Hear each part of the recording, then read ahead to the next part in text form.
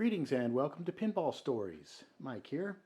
Today I realized I needed to rush and do a quick pinball story on a game because I got somebody on their way driving up from another state to pick up this game, and it occurred to me that I should probably do a story about this because this is an interesting story. I think, I don't know, but what we have here today is we have, if you haven't figured it out already, it's a Southpark, and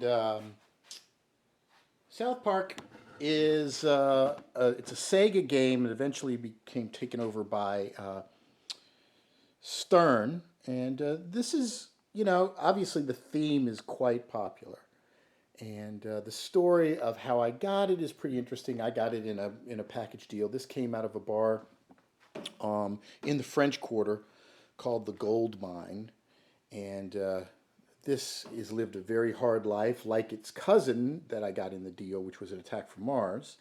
And I like Southpark. I like it as a theme. I think it's pretty cool. I've never liked this game though. This game to me is really simple and repetitive and boring, and particularly easy.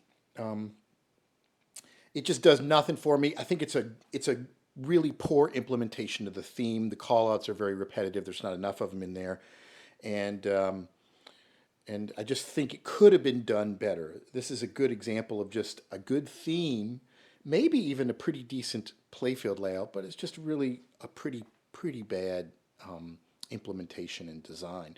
So I've never liked this game. And it's one thing to take a good theme and make a good pinball. It's another thing to take a good theme and really make a bad pinball. And I consider this to be one of my least favorite pinball machines of all time. However, this game is also proven to be incredibly bulletproof. This game, I helped the owner service this game before he eventually sold it to me, and it just ran and ran and ran and ran and ran. So it depends on your priorities. I mean, obviously, if you're just totally into the theme, you may like it just for the theme. Now, this game right now is completely filthy.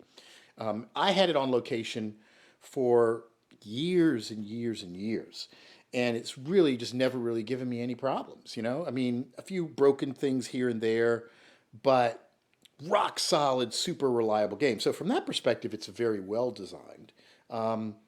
But I just never liked this game. In fact, it was funny whenever I'd have people over to our club and they'd have young kids, and young kids that don't really know about pinball, the first thing they want to do is just flap and beat the pinball machines up. I always send them straight to Southpark. It's like, beat this game up. I don't care what you do to it. If you break it, I'm not even going to be bothered, It was my go-to game of just, go over there and play that one. I don't care what happens to that one. And it just lasted forever. And another thing is, this thing earns like crazy on location. It's a great location game to put out. Throw it into any bar and people will just chuck money into it. It does appeal more to people that are not great pinball players because it's a pretty simple, easy to do game. All the shots on it are very wide, and you got your right ramp into the candy target. And this game is all beat up all over the place, but it still plays and runs. And this game still commands quite a good amount of money because it's because of the theme. If they redid a Southpark, like if Stern redid a Southpark, this thing would be probably drop it half to a third of its value because there's just so many better Southpark content. Did I not say Southpark? Did I say Star Trek or something? I don't know. But anyway, if they did another Southpark, if somebody else did another Southpark, it would probably be a much better game. There's so much more content to work with. I think this was only very early in the progression of the game. There's still Chef and all that. Anyway, so the interesting story about this is I have a love-hate relationship with it. I absolutely hate it as a game. I can't stand to play it. It just bothers me. The call-outs are obnoxious and poorly done. And I appreciate the lowbrow humor in Southpark and some of the stupid stuff, but this is just even stupider than, it's just really one of my least favorite pinball machines of all time. The irony is, it's the one that makes consistently a lot of money on location. So I've kind of found my little place for it where I like it, which is not where I can play it, but out there where it can earn money. Now, the problem is, in the wake of the coronavirus thing, I had this on location and I lost my location. It was these games were in a place we called the Mystic Crew Pinball Parlor, and it was downtown in New Orleans, and it was in the side area of a restaurant. And the restaurant, as they were getting opening back up, it was a small place. We had about 6 machines in there, and this was our little public arcade. We ran leagues down there. It was a lot of fun. And they needed the space because they wanted to socially distance the table. So I lost the arcade. So this is one of those tragedies of the coronavirus thing is our public arcade is gone now from New Orleans. So there's no place in New Orleans really to play pinball anymore. Now the bars are, I don't know if the bars are open again or closed again because it's getting kind of dicey down here again. But once they closed everything down in the first wave, my game sat idle for a long time. And then when they got ready to open them up, the owner said, "Look, I need the space. Can you come get the game?" So we shut everything down. So now, you know, I had 6 games. I moved them out there. I immediately filled that vacant space up with other games. So now I'm out of space.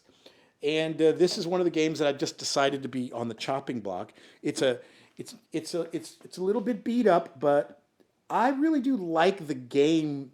I mean, it's a fun game.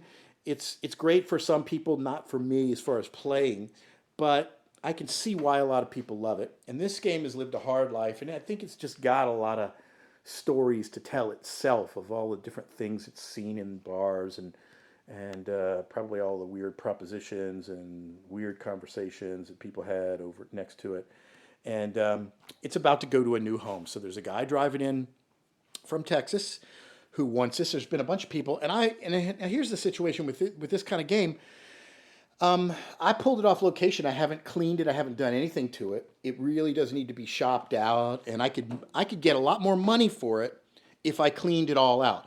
The problem is this is what happens with me. If I start taking apart a game and kind of loving on it, I don't want to sell it, and then I turn into a hoarder, and I won't get rid of it. So the best way to get a game for me sometimes is to just pick it up when it's in this kind of slightly dirty condition, and I'll make a deal on it, and I'll cut a reasonable amount of money off of it so that there's meat on the bone. If somebody wanted to clean it up and shop it out, they could sell it and probably make more money on it. So that's kind of what I'm doing here. Uh, I need to make some money because my income source from these games is gone now. And I hate to sell it because I know it's going to be hard to find one of these at a good price if we get to a point where we open up another arcade. But I got to do something. I got to do something. So I'm going to regretfully sell this. This may be the last time I see my old game, and it'll go to somebody else. And this game has got some, it's got wear. It's got some scratches on it. It's got some paint chips here and there, but it's basically complete. And it should clean up really nice. There's no major problems with it. The playfield has no real wear. It's just dirty around the holes and stuff. It's surprisingly not that much wear. But this game, has definitely had a lot of gameplays on it. The little Mr. Hanky target there is sticking up. So I think there's a little mechanism in there that might be maladjusted, or a tab or something that's broken off. That's about the only thing really that I know is wrong, but it doesn't really affect gameplay. But see, Mr. Hanky pops up at a certain thing, I guess. Other than that, this game should play. If I always get stressed out trying to sell games, especially when you got somebody driving a couple of hours to pick up a game. And I'm just afraid that they're going to get here and it's going to malfunction. And so I turned it on earlier today, and it was all working fine. And so if I'm not gonna hard sell this. I'm not gonna discount it too much, but I look forward to it going to its new home. And the next guy will probably put a lot more time into it. This is somebody who's probably going to be their first game.